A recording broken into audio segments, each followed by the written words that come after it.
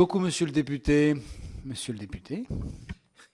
Monsieur le Président, j'ai les plus grandes craintes de parler après Jean-Michel. Mes craintes sont justifiées. Je vais donc, pour le coup, moi être rapide. Je voudrais remercier la rapporteure et le co-rapporteur. Nous avons eu des auditions de très grande qualité. Et ce qui est intéressant, c'est que ça permet de faire avancer les points de vue.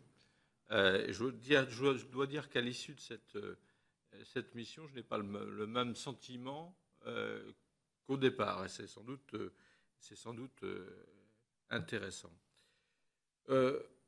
Nous avons vu une réalité extrêmement complexe, extrêmement nuancée, extrêmement diverse à raison des gens que nous interviewions ou des situations géographiques locales. Nous avons vu aussi, parce que je ne voudrais pas quand même que l'on tombe dans l'angélisme, beaucoup de gens venir nous dire que tout allait bien et qu'il n'y avait vraiment pas grand-chose à changer. Et que si on voulait qu'il y ait un peu plus de formation, tout ça allait bien, mais que pour le reste, il fallait quand même pas trop qu'on se mêle des choses, parce que l'équilibre qui avait été trouvé était un équilibre historique, performant et qui devait pouvoir perdurer dans le temps.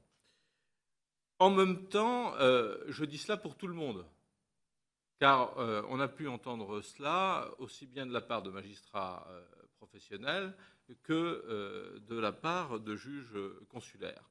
Je dis ça aussi pour tout le monde parce que pour ceux qui avaient dans la tête les possibilités d'échevinage, on s'est vite rendu compte que même si on voulait le faire, on n'avait pas les juges professionnels formés pour le faire de manière utile et immédiate. Et qu'il n'était pas peut-être nécessaire de le faire partout, parce qu'il n'y avait pas de raison sur un certain nombre de tribunaux de penser que c'était immédiatement nécessaire. Pour autant, la présence du parquet se comportant un peu comme le juge de paix ou le gardien du droit n'est certainement pas suffisante.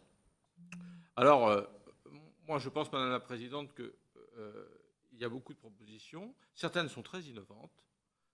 Je les soutiens, mais c'est la base du travail qui reste à faire avec la chancellerie. Ce n'est pas l'aboutissement, notre rapport, c'est le début. Et puis, juste un point, moi je crois que nous ne sommes pas assez penchés sur la prévention et nous ne sommes pas assez penchés sur le rôle des administrateurs et des mandataires judiciaires. Nous ne sommes pas assez penchés sur la manière dont ils sont recrutés. Je le dis très tranquillement, cette profession est totalement fermée, elle se coopte. Et l'examen professionnel suivi de 3 à 6 ans de stage dans un cabinet fait qu'à la fin, vous avez la même personne que celui qui l'a recruté.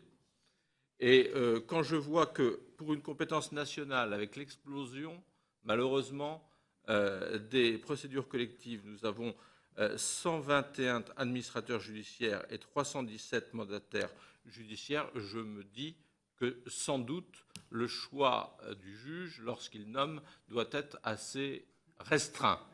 Et que, par voie de conséquence, il y aurait sans doute quelque chose à revoir. Je vous remercie, Monsieur le Président.